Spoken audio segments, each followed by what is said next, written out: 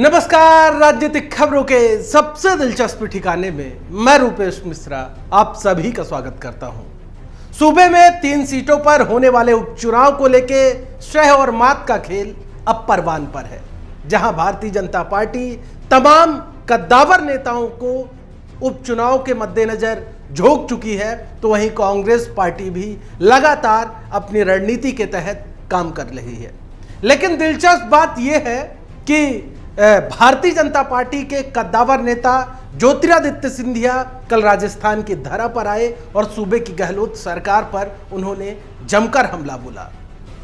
दरअसल ज्योतिरादित्य सिंधिया का बयान इसलिए भी अहम हो जाता है क्योंकि तकरीबन 1 साल पहले तक ज्योतिरादित्य सिंधिया कांग्रेस पार्टी में थे, कांग्रेस पार्टी का मुखर्ता के साथ पक्ष रखते थे, लेकिन अब वो भारतीय जनता पार्टी में आ गए हैं। लिहाजा लोगों के अंदर इस बात को लेकर भी उत्सुकता रहती है कि आखिर सिंधिया अब कांग्रेस पर निशाना कैसे साधेंगे, क्योंकि जाहिर तौर पर थोड़ा मुश्किलात पैदा हो जाती है कि जब आप थोड़े समय तक किसी अन्य पार्टी में रहे हो, फिर आप भारतीय जनता पार्टी में आ जाए तो पुरानी पार्टी पर कैसे हमला बोलेंगे।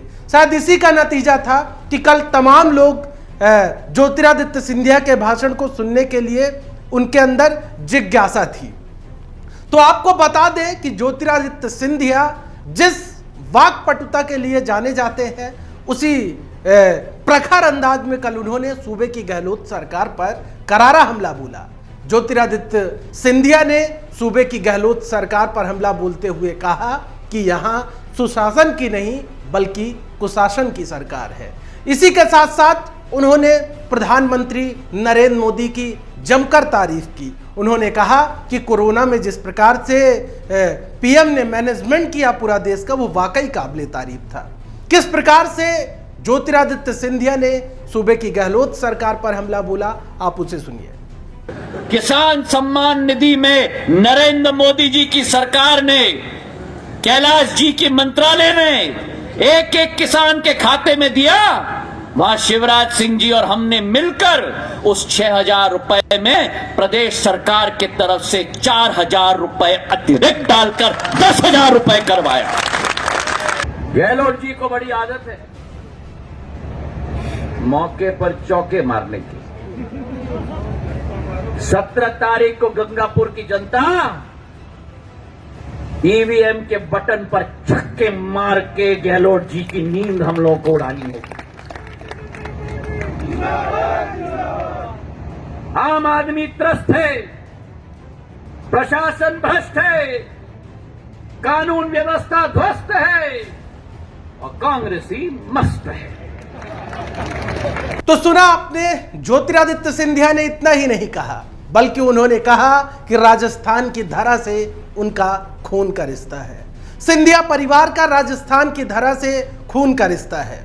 आपको बता दें कि सहाड़ा विधानसभा क्षेत्र में ज्योतिरादित्य सिंधिया प्रचार करने के लिए गए थे। और दिलचस्प बात तो यह है कि ज्योतिरादित्य सिंधिया की बुआ यानी सूबे की पूर्व मुख्यमंत्री वसुंधरा राजे लगातार उपचुनाव के सियासी रण से दूर हैं।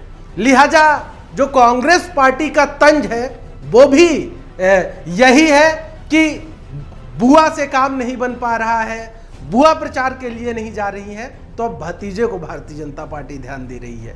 जाहिर तौर पर यह इसलिए भी अहम है क्योंकि सचिन पायलट और ज्योतिरादित्य सिंधिया का याराना बेहद पुराना है। भले ही दोनों अलग अलग दलों में हों, लेकिन दोनों के जो दिल है वो आज भी एक है, क्योंकि ज्योतिरादित्य सिंधिया और सचिन पायलट गहरे मित्र हैं। तो कहीं ना कहीं जिस प्रकार से ज्योतिरादित्य सिंधिया का जो कल का दौरा राजस्थान का था, वो जाहिर तौर पर अपने आप में बेहद अहम रहा। खैर, अब लोगों की निगाहें इस बात पर टिकी हुई है कि जिस उद्देश्य के तहत सहाड़ा विधानसभा क्षेत्र में ज्योतिरादित्य सिंधिया का दौरा करवाया गया, क्या उस मंसूबे पर भारतीय जनता पार्टी कामयाब हो पाती है या नहीं। नमस्कार।